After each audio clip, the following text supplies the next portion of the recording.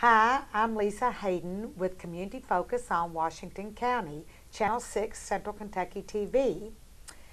And today we're happy to have as our guest Teresa Marnin. Good morning, Marnin. Good morning, Exactly. As you said a minute ago, yeah, because that's an Irish name. That's a great name. So, Teresa, you are the Deputy County Clerk. Yes. And it's getting to be election time.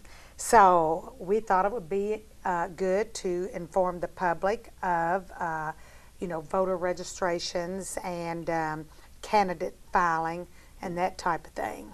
So what can you share with us today?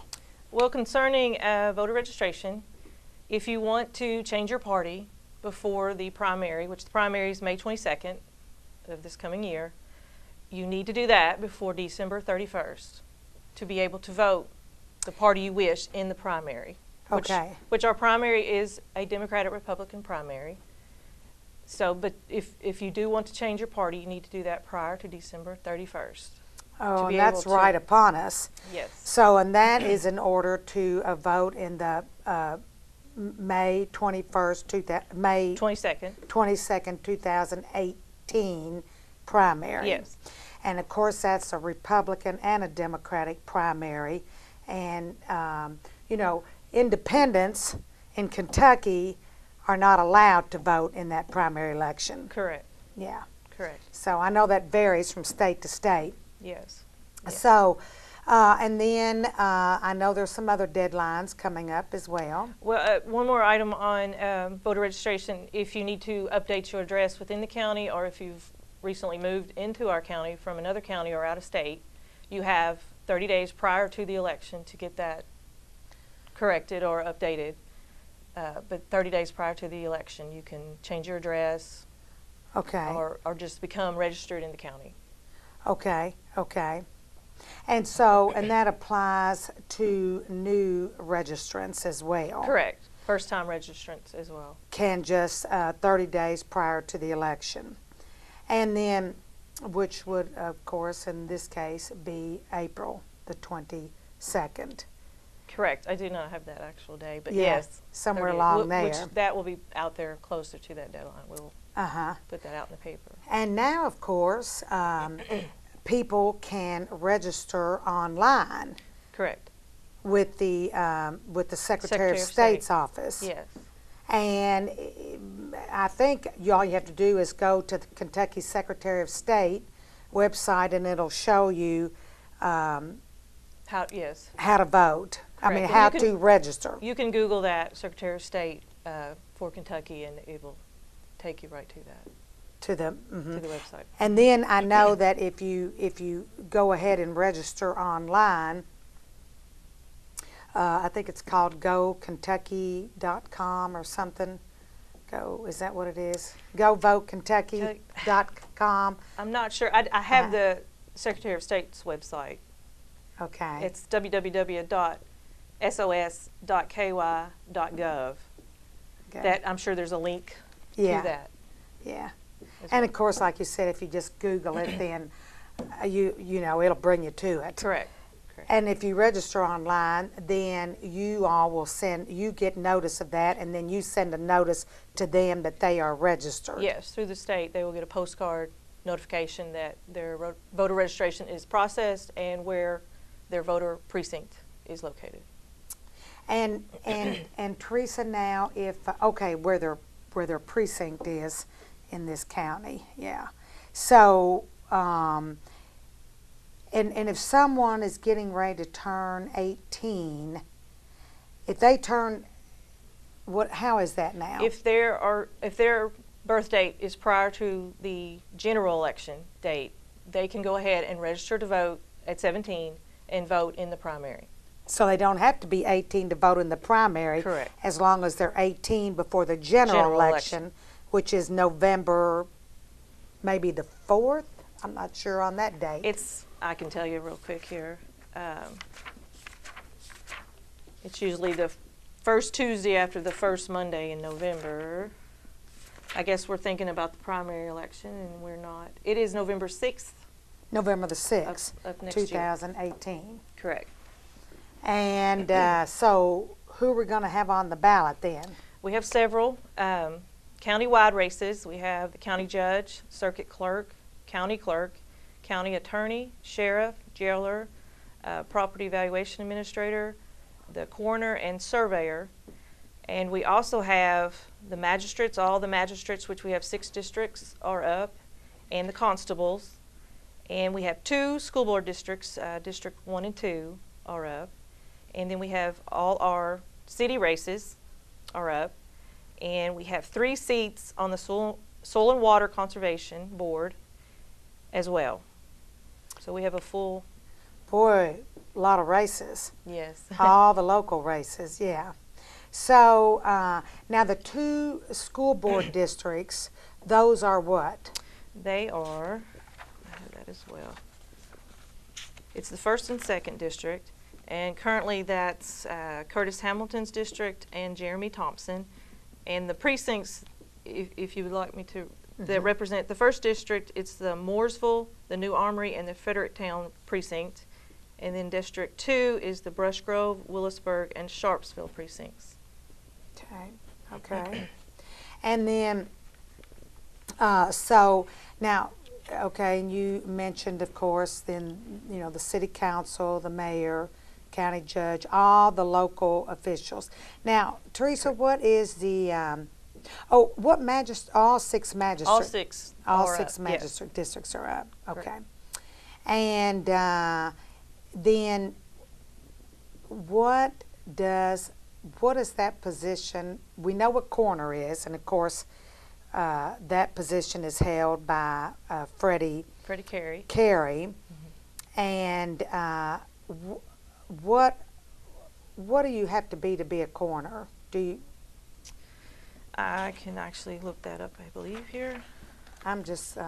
Yeah, the qualifications and filing information, which we have packets available at the county clerk's office, there are age requirements for races, and they vary.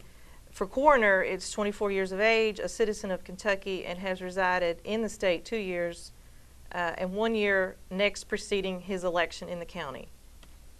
Okay. I was just curious on that. There's no other, qualifications on. You're not required to have a medical background or anything, are you? No. Yeah, No. that's what I thought. They're interesting positions, and then the position of what was that you mentioned? Surveyor? Or? Surveyor. Correct. Okay. Now tell me about that position. Well, it's actually vacant.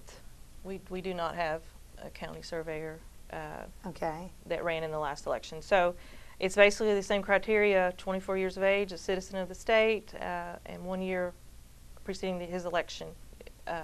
Has to have resided in the county. in Washington County. 2 years in the state. And what does the surveyor do? Basically, under my understanding, is if there's a conflict or if the county offices need, I guess the county judge or county attorney needs something investigated or Because there checked might be into. a dispute with someone on their land, Well, and where it I'm not is. sure on, if that would be more of a personal matter. Uh-huh. I think it's if it's county involved. If there's something. Oh, okay. If That's my if it's in- understanding, but I'm not. Okay. I don't know specifically, but I think if there was a dispute between 2 individuals, that would be more of a. That would be a private matter. So this would be in regard to our county government, perhaps, and maybe our city government or other governments within the county. As far as my knowledge, I'm Uh-huh. not sure of the full Yeah. realm of what they're. Because we don't have one. Well, and have yeah, we had one in our? Yes, Reed Spalding in the past has been. Oh, okay. Yeah. Okay. So are those paid positions? Yes, I do not know. What they get paid? No, I They're don't. paid. I guess the surveyor would be paid by the county, and then the coroner, I suppose, is paid by the county. Yes, So yeah, I believe so. yeah. Okay. Well, that's interesting. And so, of course, now to say run for one of these positions say county clerk? Mm-hmm. What kind of eligibility do you have to have for that? It's basically age requirement and have resided in the state and county for a specific period of time. The age requirement is younger; it's 21 years of age. But basically, the same requirements. No, there's no test required for that. There are some offices that you have to take a state test, Right. and score a certain level to be able to run for that. That would be like circuit court clerk, PVA, and I'm not sure. That's the only two that I'm aware of that you actually have to take a test. Yeah. To be able to run for that office. Yeah. Yeah. And the county attorney, you have to practice law for 2 years. Okay. Okay. So practice law and being an attorney. So Yes. that helps. Yes. And you think about our county judge executive position now. What are the requirements on that? It's the age 24 and residency in the state for 2 years and the year prior to being elected. Mm-hmm. In the It's county. funny how the age differences in some of the races. I know. isn't it? I think it's been on the books that way. I guess the Constitution for years. Yeah. I've not heard of any where they've changed any of that Yeah. I know of. So. Yeah. So now to file for any of those offices. Yes. What is the deadline for that? The deadline for Democrat and Republican candidates for the primary is January 30th at 4 p.m. And the nonpartisan city races and the school board and the soil and water conservation are August 14th of this coming Of year. 2018. And independent candidates, if they wish to file, they can go ahead and file. There's a few different requirements on paperwork, but which we have all the packets there if someone comes in. And their deadline is also August 14th. Okay, okay. And so I think, so if anyone is interested in running, they need to come in and get their packet. Correct. Because, first of all, there's a filing fee. Correct.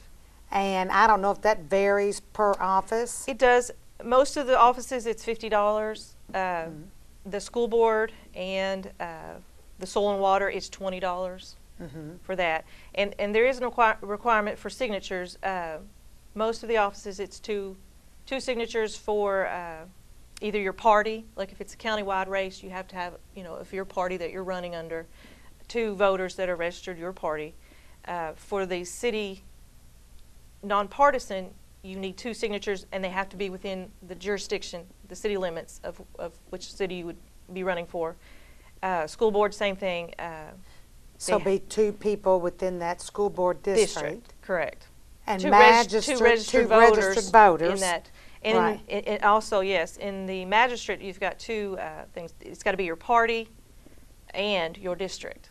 They have Okay. to be registered that way. Okay, okay. So that's interesting. So people need to be sure that They're in their whoever they're getting to sign their petition to run for office is a registered voter and within their district or Correct. within their voting district. Yeah.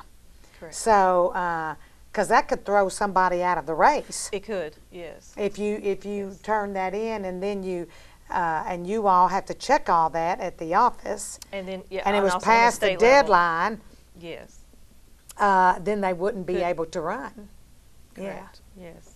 That would because be- that after would be you an all issue. check it, it goes It goes into to the state. Yes. Yeah. Yes, as well. And then including in the packet is the Kentucky Registry for Finance. If depending on what you're going to spend for your campaign, which you can always amend it if you have a change. You have where something changes what you're going to spend. That can always be amended. But it gives you all the instructions on that and what you need to do. Yeah, How to keep up with it. yeah. It's a lot more detail than people realize, I think. Yeah, I think which I've never filled out the financial reports, but I think it's pretty easy if you read the instruction. But it's involved, and there's deadlines. Like if you are over a certain limit that you're going to spend, you have like 2 reports a month that you've got to have in on a certain day. Yeah. But it explains all that. They have very good instructions with the forms. Right. And so then that is, and let's see, also on the ballot in November not only will there be local races, but there will be some state level races as well, which and congressional as well, isn't there? There is. I think I have that information, which we worry more about our local stuff, so I don't have that as much in knowing right off. We have the 2008. I have to get my glasses here. The ones with the X. We've got state offices. We have the even districts for the state senate.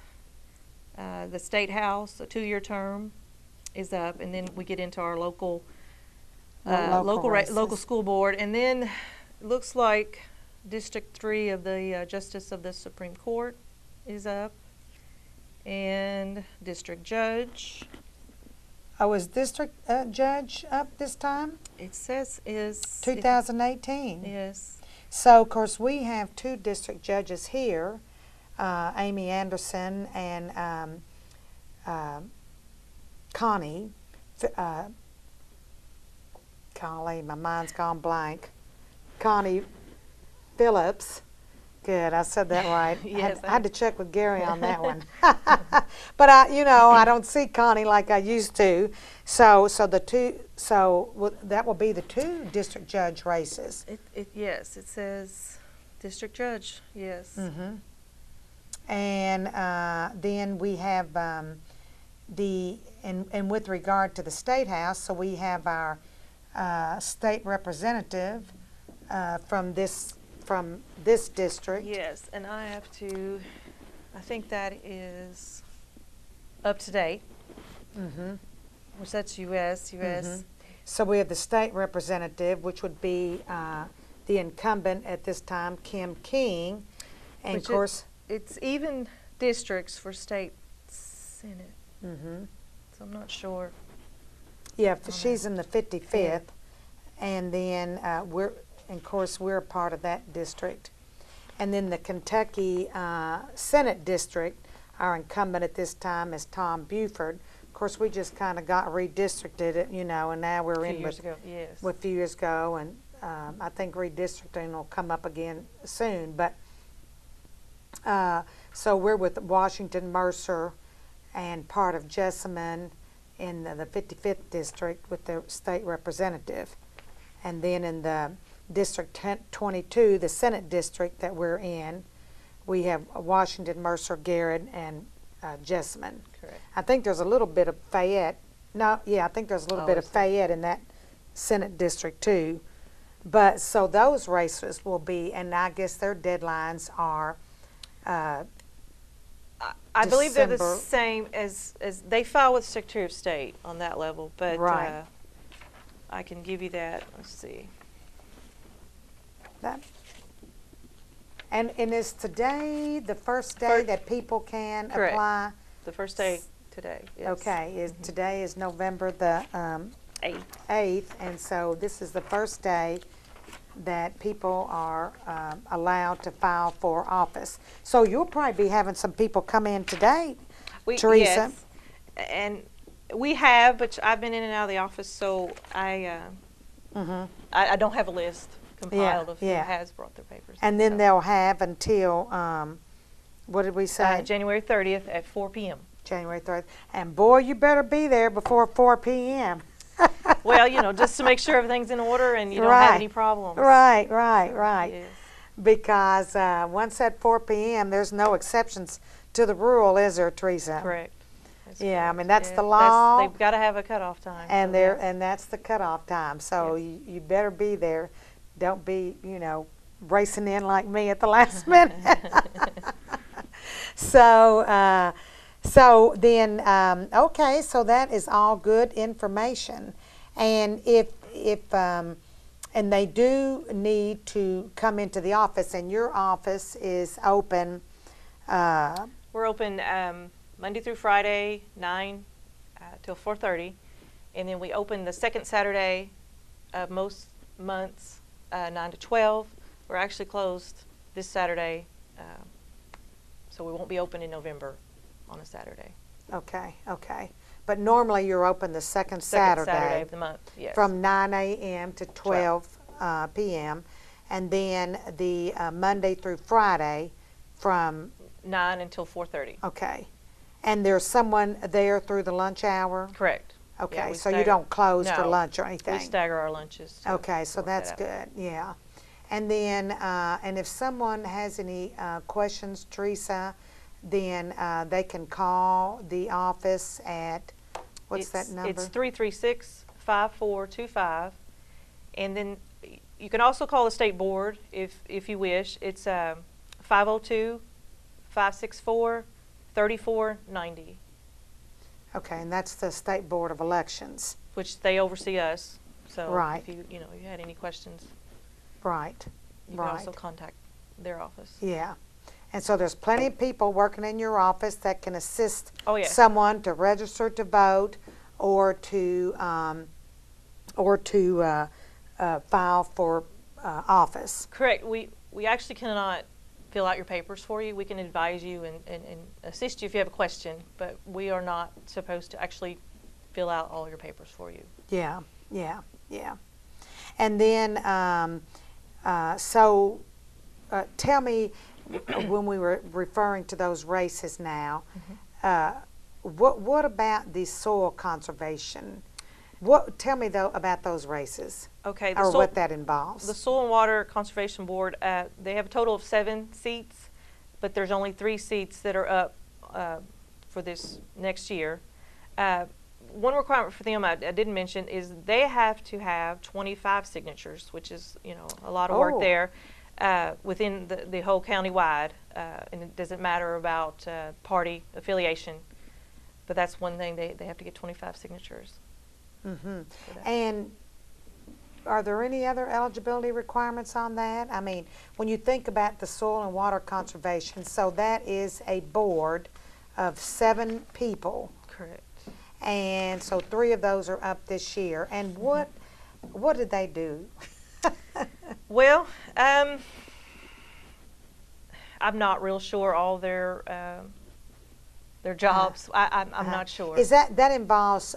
Does that involve federal? Yes, federal funding. I know you can apply for different programs, and I don't know if they review applications. I see. I'm limited on my knowledge of what the Soil and Water Board does. Well, often you think of, I know, I'm trying to think who is on the Soil and Water Conservation Board currently. I can give you that information. Usually it seems like they're, farmers. Yes, a lot of people that work out in that type of thing. Currently, the ones that are not up for election, the seats are held by Mark Hale, Charlie Hahn, Sidney Osborne, and Pat Fowler. The 3 seats that are up are currently Ray Johnson, Larry Harden, and Martha Dale Shoemaker.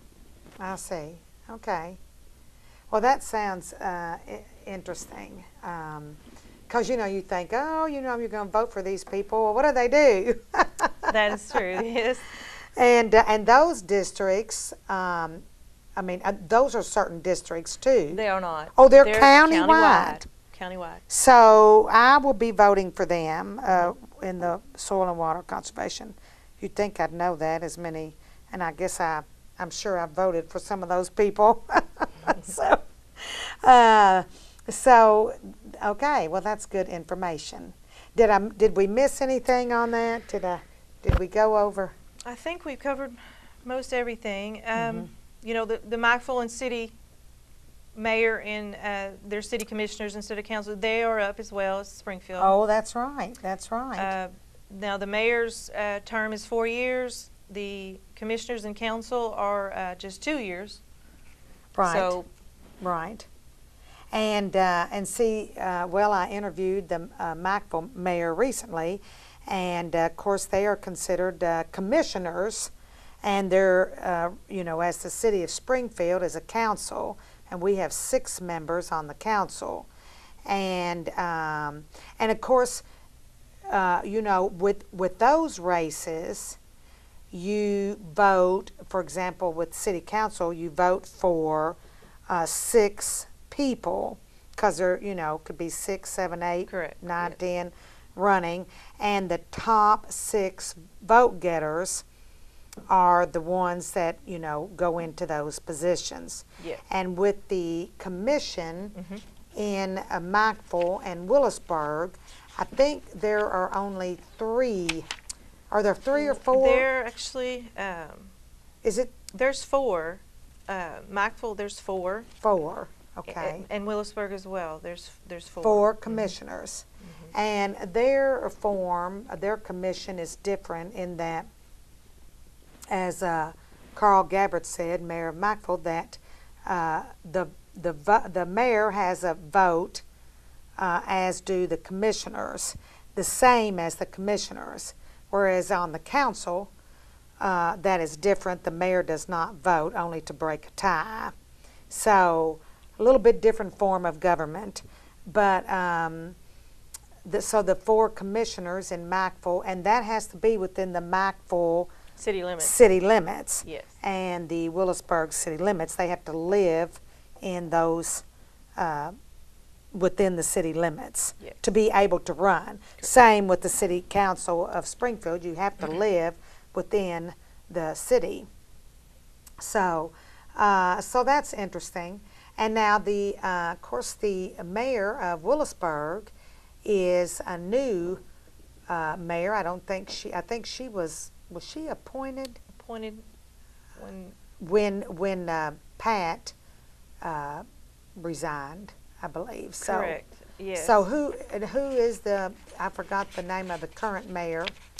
I haven't had the opportunity to interview her on Channel 6. She hadn't been in office very long. It's Wanda Thompson, I believe. Wanda Thompson. I believe. Okay. I'm not sure. I think that. I think that's right. So she hasn't been on there very long, and we don't even know who's going to be running again. No, if any of these people are even going to run. So we'll know pretty soon. Yes. Well, Teresa, I want to thank you for being here today. I think that answered a lot of people's questions, and we surely want to get people to register to vote or update their voter registrations, and we want to get people running for office in this democracy. And it's going to be an exciting time in the next few months ahead. It is. So again, give us that phone number and those hours. Okay. So, and your actual location. Okay, we're still in the same location. We're in the gray stone building attached to the historic courthouse. And it's marked on the outside. The 1816 courthouse. Just first level. Of that. On Cross Main Street. On Cross Main. In Springfield. Yes. And then, and those hours are? Monday through Friday, 9 to 4:30, and then the second Saturday of each month, 9 to 12. And our phone number is 336-5425. Great. Well, thank you very much, Teresa, right, for taking time to be here today. All right, thank you. You'll be swamped when you get back to the office. Yes. Thanks. Thank you. Thank you.